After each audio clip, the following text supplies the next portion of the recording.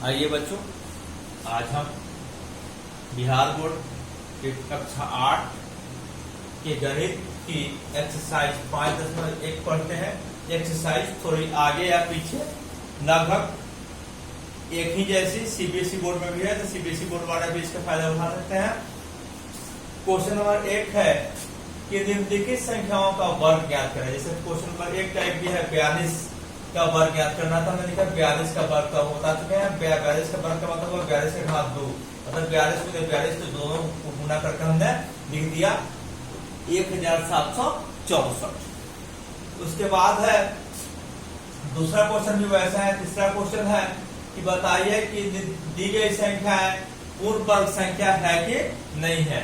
तो क्या करेंगे, 256 दिया है तो क्या करेंगे, इसका हम गुणनखंड करेंगे। जैसे क्या हुआ 256 हुआ, तो ऐसे करेंगे 2 से तो कितना हो जाएगा 128 हो जाएगा, फिर 2 से क्या हो जाएगा 64 हो जाएगा, 2 से 32 हो जाएगा, 2 से 16 हो जाएगा, 2 से 8 हो जाएगा, 2 से 4 हो जाएगा, 2 से 2 हो जाएगा, 2 से 1 हो जाएगा। 1 2 3 4 5 6 7 8 वही हमने लिख दिया 1 2 3 4 5 6 7 8। दोनों का सारे अंकों का जोड़ा बैठाना संभव है अपने समान अंक के साथ। जोड़ा बैठाना संभव है अपने समान के साथ, सबका घात 2 हो गया। तो जिसमें जोड़ा बैठाना संभव हो जाएगा वो पूर्ण वर्ग संख्या होगी, और जिसमें जोड़ा नहीं बैठ पाएगा वो पूर्ण वर्ग संख्या नहीं होगी। अगला क्वेश्चन है कि निम्नलिखित में कौन कौन संख्याएं पूर्ण वर्ग संख्या है। तो आप ऐसे गुणनखंड करके भी पता कर सकते हैं कि कौन पूर्ण वर्ग संख्या है, या जो अंक दिए हुए हैं अगर आपको 1 से 30 तक का वर्ग याद है तो आपको याद है कि 16 का वर्ग 4 होता है, 4 का वर्ग 16 होता है, 7 का वर्ग 49 होता है, और 8 का वर्ग 64 होता है। अर्थात ये पूर्ण वर्ग संख्या है। बाकी जो अंक दिया था वो पूर्ण वर्ग संख्या नहीं थी। अगला क्वेश्चन है कि निम्नलिखित में कौन सम संख्या का वर्ग है। तो आप पता होगा सम संख्या का वर्ग सम होता है और विषम संख्या का वर्ग विषम होता है। तो जितनी सम संख्या है उसको लिख दिए, वो सम संख्या का वर्ग हो गया, या उन संख्याओं का वर्ग सम होगा। अगला है कि निम्नलिखित में कौन सी संख्या वर्ग है। 6 नंबर क्वेश्चन। तो किसी भी वर्ग के अंत में शून्य जो होगा वो जोड़ा में होगा। आपको याद रखना होगा शून्य जो होगा जोड़ा में होगा। तो इसमें एक ही संख्या मात्र है 400, जिसके अंत में शून्य जोड़ा में है, अर्थात ये वर्ग हुआ। 7 नंबर क्वेश्चन है कि 24 का वर्ग 2 घटाओ 23 का वर्ग 2। तो याद रखिएगा आप, आसान तरीके याद रखिए। जब लगातार संख्याओं के वर्ग का अंतर पूछे तो आपको वर्ग याद किया है, घटाने की जरूरत नहीं है, उन संख्याओं को जोड़ देंगे। जब लगातार संख्याओं के वर्ग का अंतर पूछा जाए, जैसे यहाँ 24 का वर्ग घटा मतलब अंतर और 23 का वर्ग है, तो ये 24 और 23 लगातार संख्याएं हैं, इसका अंतर पूछा गया है। 102 101 लगातार संख्याएं हैं, इनके वर्गों का अंतर पूछा गया है। तो क्या करेंगे, आपको वर्ग करके घटाने की जरूरत नहीं है, जोड़ देंगे।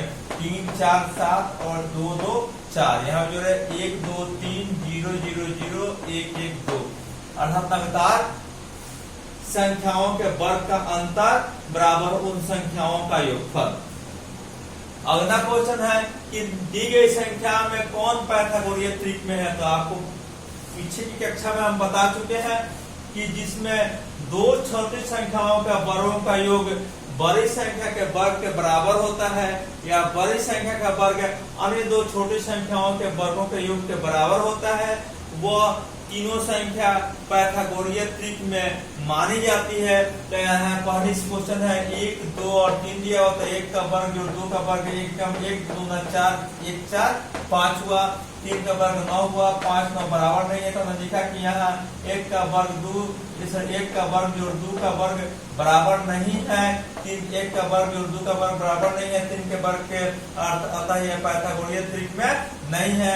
अगर ये बराबर होता तो ये पाइथागोरियन त्रिक में होता। तो इसमें ऐसा भी प्रश्न दिया हुआ है जिसमें ये बराबर होगा, अर्थात वो पाइथागोरियन त्रिक में होगा। 9 नंबर दिया है, फिल इन द ब्लैंक्स दिया है।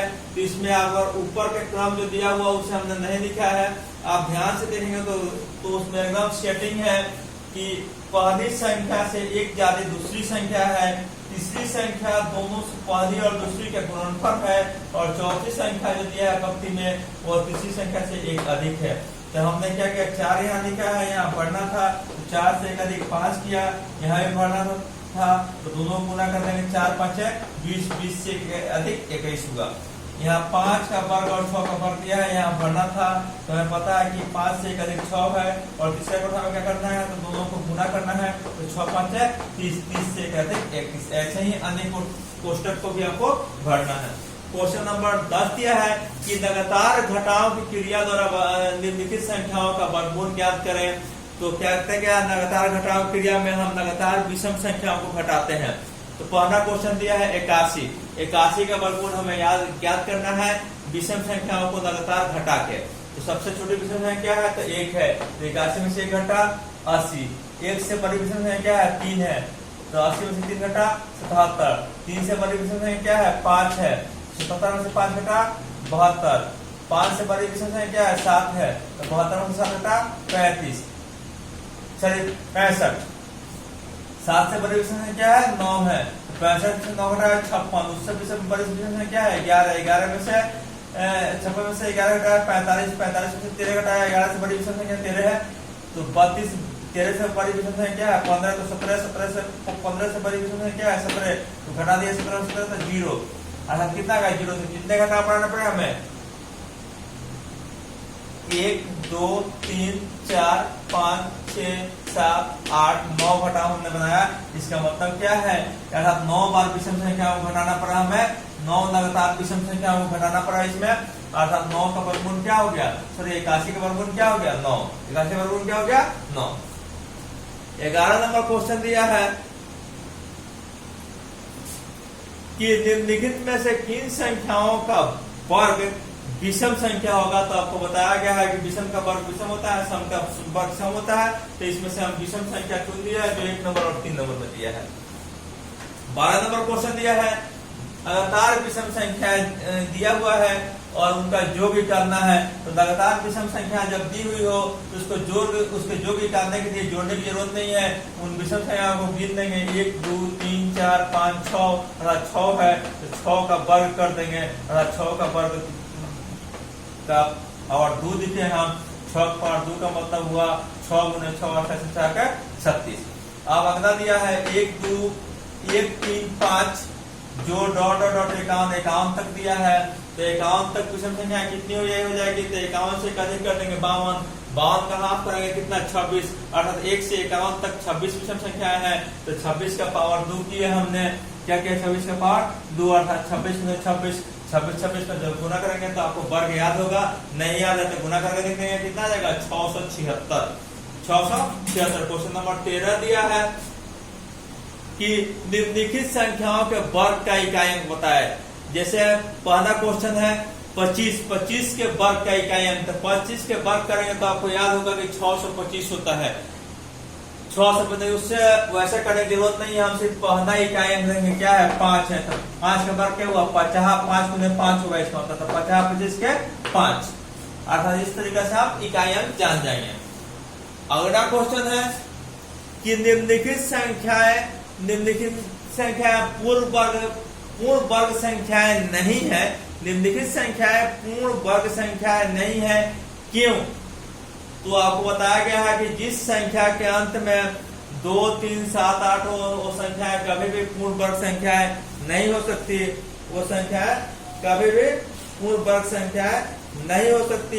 इस आधार पर हम इस प्रश्न के उत्तर देंगे 2 3 7 8 इसके इकाई स्थान पर है। जैसे कि पहला क्वेश्चन हम देखा 1052, इसके इकाई स्थान पर क्या है, 2 है, अर्थात एक पूर्ण वर्ग संख्या नहीं हो सकती, तो हमने क्या लिखा 1052, तो 51 नहीं है 52, 1052 पूर्ण वर्ग संख्या नहीं है, क्योंकि इसका इकाई अंक क्या है, 2 है। इसी प्रकार आप सभी प्रश्नों का उत्तर दे पाएंगे। इस तरीके से एक्सरसाइज समाप्त हुआ। अगला एक्सरसाइज अगली कक्षा में।